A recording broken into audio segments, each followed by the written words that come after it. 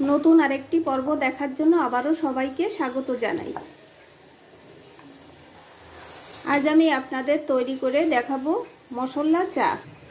কম বেশি আমরা সকলেই চা খাই। এভাবে মশলা দিয়ে একবার চা তৈরি করে খেয়ে দেখুন, আপনাদের অনেক বেশি ভালো লাগবে। চলুন তাহলে দেখে আসি কিভাবে চাটা তৈরি করি।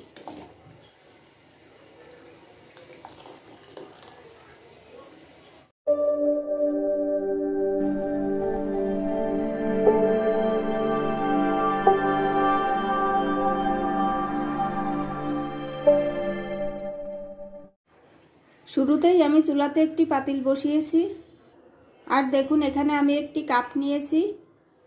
এই কাপের 8 কাপ জল পাতিলে দিয়ে দিব।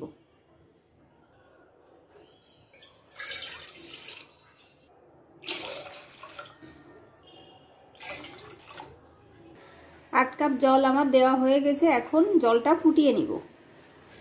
দেখুন জল ফুটতে শুরু করেছে। এবার এর ভিতর আমি কিছু মশলা দিয়ে দিব। প্রথমে দিব কয়েকটা লং, এবার দিব গোলমরিচ, দারচিনি, একটা তেজপাতা, ফাটিয়ে নেওয়া 2টা এলাচ, সামান্য পরিমাণে লবণ, 2 চামচ চিনি। চিনিটা আপনারা আপনাদের পছন্দ মতো দিতে পারেন।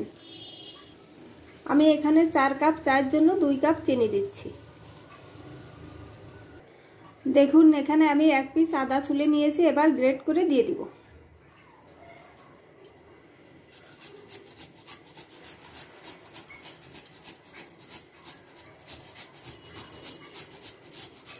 এবার দিয়ে দিব কয়েকটা তুলসী পাতা।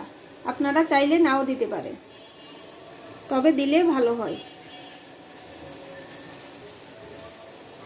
এভাবে এখন আমি 5 মিনিট জাল করে নিব। আপনারা ভাবতে পারেন চায়ের আবার রেসিপি হয়? এই চাটা না খেলে বিশ্বাস করবেন না কতটা উপকারী। শীত পড়তে শুরু করেছে। আপনার যদি ঠান্ডার সমস্যা থাকে এই চাটা খেলে ঠিক হয়ে যাবে। আপনাদের যদি মাথায় ব্যথার সমস্যা থাকে এই চাটা খেলে ভালো হয়ে যাবে। একবার হলেও বানিয়ে খেয়ে দেখতে পারেন। আমি সত্য না মিথ্যা বলছি। দেখুন কালারটা কত সুন্দর আসছে। আর আজকের এই চায়ের রেসিপিটি ভালো লাগলে আমার সাথে থাকার অনুরোধ রইল। আমি 8 কাপ জল দিয়েছিলাম, জাল করে 4 কাপ করে নিব। 5 মিনিট আমি জাল করে নিয়েছি। এবার চা দিয়ে দিব। এখানে আমি 1.5 চামচ চা দিব।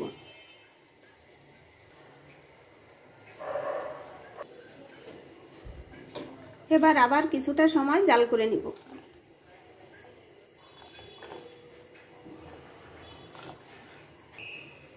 আমার চা তৈরি হয়ে গেছে। এবার নামিয়ে পরিবেশন করে নিব।